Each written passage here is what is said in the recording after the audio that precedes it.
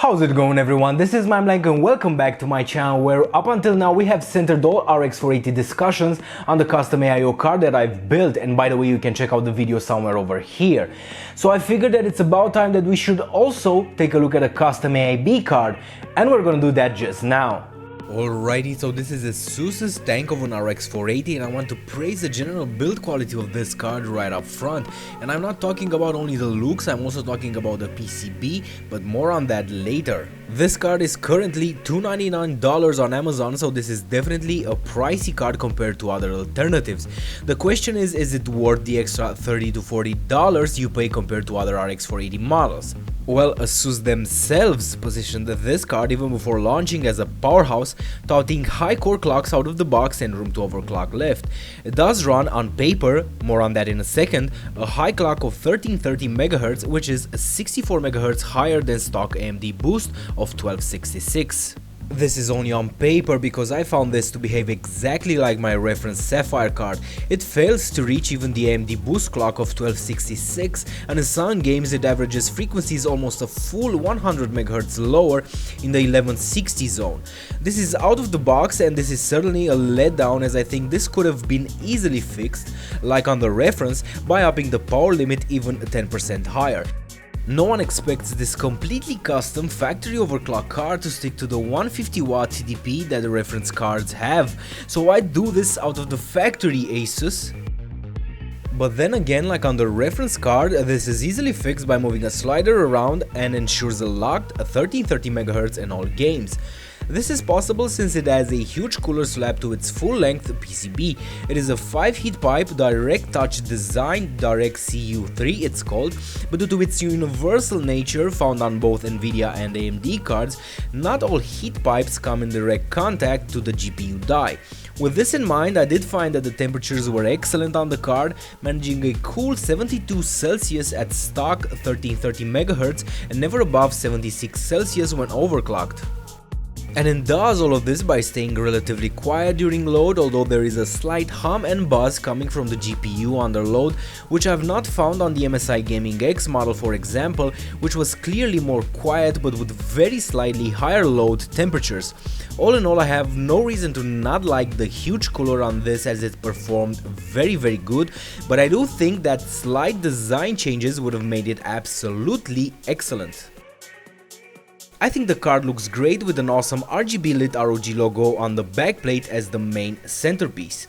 Speaking of which, the backplate is ornate as well with a cool tech print over the brushed aluminum design. The three fans are flush to the shroud, and the whole thing looks like it's about to flip out Transformers style and blow up some Decepticons. There's all sort of nice touches on this card, like the tiny ASUS logo on the PCI slot connector.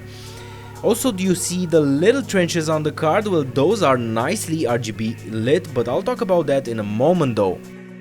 Let's go a little deeper than the cooling and look at the PCB. I mentioned this earlier, but it's a full-length PCB as opposed to the reference one.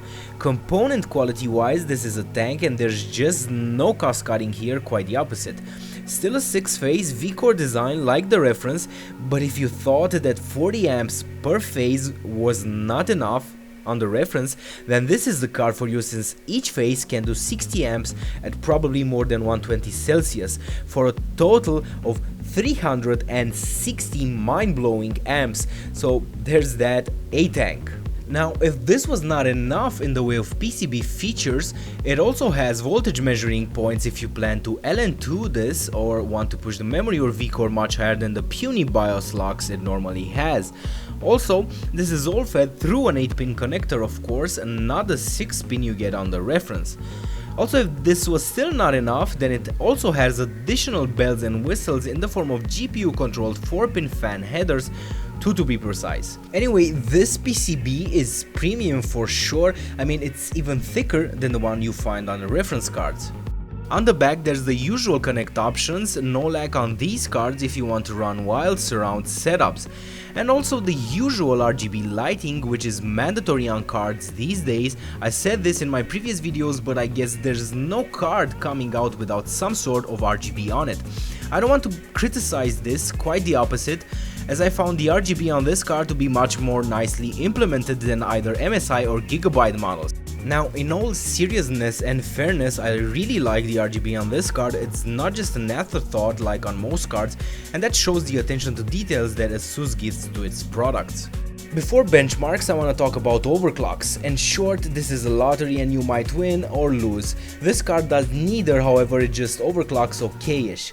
Disappointed on the core clocks, 1380 MHz, 100% stable in all games, although 1400 did work in some titles. This is just 50 MHz more than the factory clocks, so yeah, this is disappointing. But it caught up with the memory, reaching a stable 8900 gigabits per second, much higher than my reference model, for example. And since I found that VRAM does wonders in general and especially on the RX 480s, this is good news. I'm going to start the benches now against the custom AIO RX 480 which I built and an overclocked GTX 1060. We'll get to see how the much higher MEM clock helps out against the 1465 MHz clocked Polaris core. I also didn't run the 1060 at stock since it felt kinda unfair considering the subpar factory boost clocks that the RX 480 in general it seems have. Putting this against a card that is above Nvidia factory boost is just not fair in my opinion. However, there's OC versus OC, which is much more interesting for sure.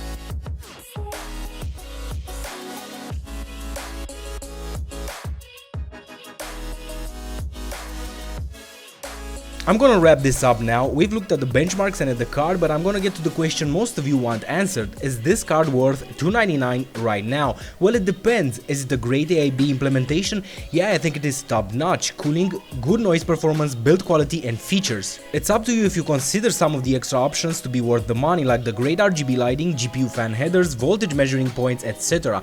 These certainly up the cost, but they're not everyone's cup of tea. In the end, I recommend this card for anyone wanting a top tier AIB RX 480. It's certainly given proper thought into making this card, so that has to be appreciated. And anyway, prices will drop with Black Friday just around the corner. As usual, thank you for watching and I hope you liked the content. I want to see your comments, questions and suggestions down below. And see you next time everybody, bye bye.